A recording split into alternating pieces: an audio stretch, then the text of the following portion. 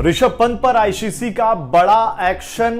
पहले टेस्ट के 5वें दिन ये बुरी खबर भारत के लिए सामने आई। दरअसल इस मुकाबले में ऋषभ पंत ने अपनी बैटिंग से सबको दीवाना बना दिया। जितने लोग नाराज थे आईपीएल में कि कैसी बैटिंग करते हैं, 27 करोड़ पा गए, बहुत सारी आलोचनाओं का सामना करना पड़ रहा था ऋषभ पंत को, लेकिन फाइनली उन्होंने दोनों पारियों में शतक जड़ा और टीम को एक बेहतर स्थिति में पहुंचा दी। विकेट कीपिंग अच्छी कर रहे थे, कमेंट्री अच्छी चल रही थी, लेकिन एक गलती हो गई जिसका उनको खामियाजा भुगतना पड़ेगा, जिसकी वजह से वो बैन भी हो सकते हैं। कैसे बैन होंगे उसके बारे में आपको बताते हैं, लेकिन फिलहाल आईसीसी ने जो एक्शन लिया है उसके बारे में आपको बता देते हैं। ऋषभ पंत पर यह जुर्माना लगाया गया है, 50% मैच फीस का यह जुर्माना है, 1 या 2 डिमेरिट पॉइंट्स का भी नुकसान होगा और ये नुकसान कितना ज्यादा गंभीर हो सकता है उसके बारे में बताते हैं। पहले जो ऋषभ पंत पर अभी इस बात करें तो इस मुकाबले को लेकर कोड ऑफ कंडक्ट जो होता है आईसीसी का, उसके दोषी पाए गए हैं लेवल 1 ऑफेंस के।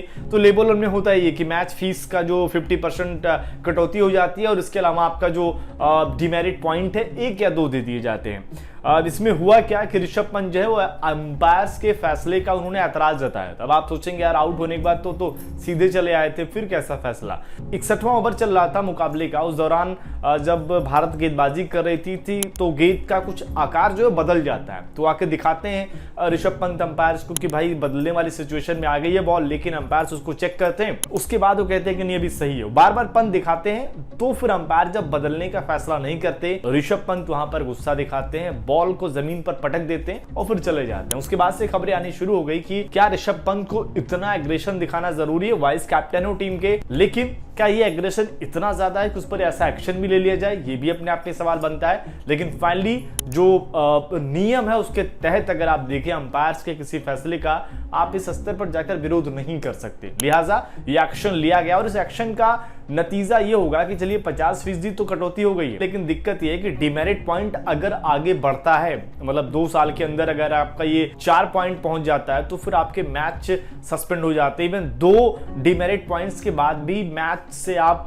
सस्पेंड हो सकते हैं, चाहे अगला जो भी मुकाबला पड़े। जैसे मान लो आपको 4 डिमेरिट पॉइंट हो गए, फिर आपको जो अगला मुकाबला खेलना है, अगर वो ओडीआई है, टी20 है, टेस्ट है, तो उससे भी आप हट सकते हो। कई बार खिलाड़ी बचने के लिए क्या करते हैं कि किसी तरीके से बीच में टी20 खेल लेते हैं, अगर टेस्ट में वो जरूरी खिलाड़ी है। ऐसा हमने श्रीलंका के साथ देखा था। तो ये सारी चीजें हैं, लेकिन फाइनली इस मुकाबले में उसका बहुत ज्यादा इंपैक्ट नहीं पड़ने वाला है। इंपैक्ट ये पड़ेगा कि 5वें दिन भारतीय टीम की गेंदबाजी कैसे होती है मुकाबले को जीतने के लिए। तो आपको क्या लगता है कि इस तरीके से टीम इंडिया क्या जीत पाएगी इस मुकाबले को, या मुकाबला ड्रॉ होगा या फिर इंग्लैंड जीतेगा?